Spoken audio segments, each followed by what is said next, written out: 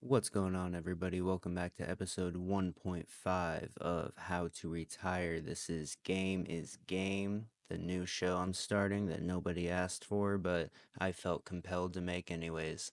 Now, the first thing I want to talk about is last episode was just a general overview and tips on how everybody would tell you to retire, right? Invest, blah, blah, blah.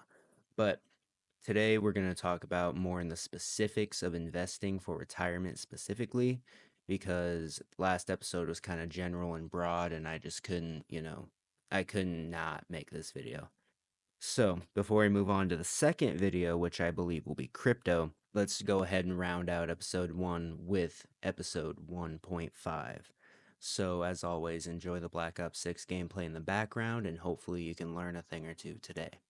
Now, let's go ahead and talk about what our options are for stocks and investing. So, first things first, you have your individual stocks, you have your index funds, and you have things called ETFs, which I don't know if you need to worry about right now because those have a lot of like potential tax drawbacks.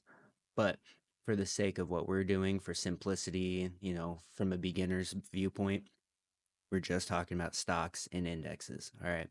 So, last episode, we kind of covered the difference, whereas this individual stock is one company and how their performance is, and, how traders put their money in and move the price, blah, blah, blah. And then you've got your indexes, which are basically a combination of hundreds of companies in a specific portfolio, like tech or whatever, right? And if they're all doing good, that whole index is going to be doing good. If a couple of them are doing bad, but the rest are good, you're still doing all right. So, the reason you want to go with an index is because it's safer for the long haul, and you also want to diversify your portfolio with a couple of individual stocks. And in this episode, we're going to talk more in specifics on what indexes and what stocks I believe are good that you should be putting your money and attention and research into. Also, legal disclaimer, none of this is real financial advice. However, I do think that you should take what I'm saying, do some research of your own, and figure out what works best for you. If you're thinking about retiring and you're not investing now as soon as you hear what I'm telling you, I don't care if you're the age of 18 or you're the age of 80, all right? If you're not investing right the second I'm telling you to, you're already going to be behind on what you could potentially be at in the future. Me, shit, I wish I could have started investing right when I was 18. That would have been awesome. But guess what? I was uneducated, ignorant, and that's by design. Nobody in school teaches you what you should be doing, right? And if you go to college, you have to specifically say, "Hey, I want to take a financial route, like through business, through accounting, whatever," right? You're not going to learn these things unless you take those specific classes, and that's just so ass backwards to me when everybody should be retiring. But if you think about it, why wouldn't they tell us any of these things?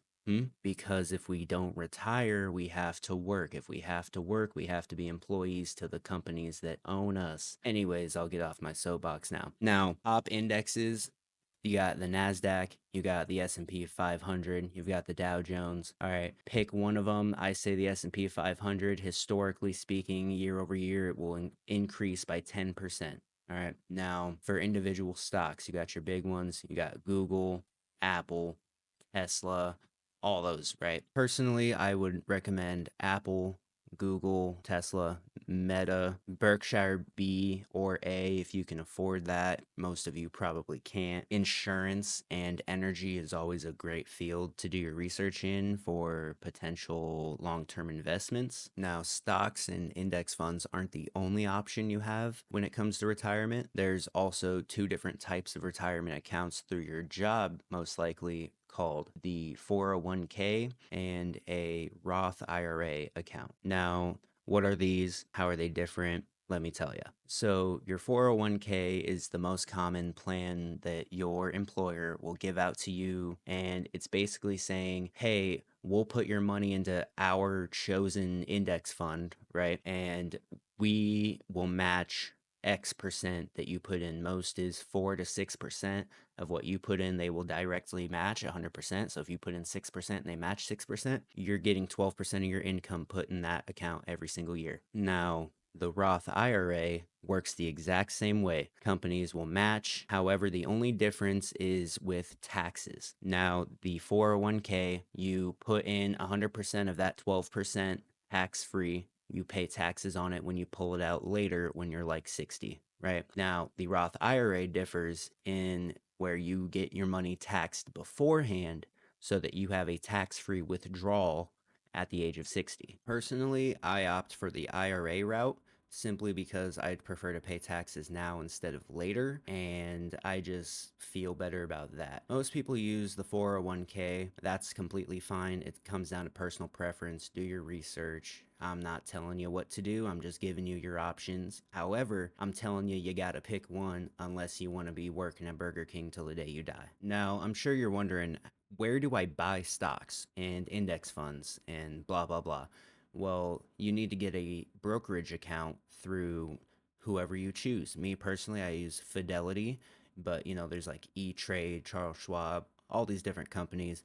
Just pick one. They all do the same thing. I'm sure the fees differ, but I mean, Fidelity is pretty low on fees, and that would be my personal recommendation just because that's the one I personally use. Now, you got your brokerage, you got your options. Now we need to understand what we're doing this for. So I just ran a quick calculation about compound interest, and here's the results of it. So if you have an initial investment of about $1,000 and you're contributing about $100 a month, you can do more, but this is just that example. You do $100 a month over 50 years at an estimated rate of 10% return, you will have $1,514,000 by the time it's time to retire. Say you start doing this at 18 to 20, that's going to be about retirement age. Guess what? You're doing pretty good. Say you get a better job and you start adding more and more each month, 30 years ago.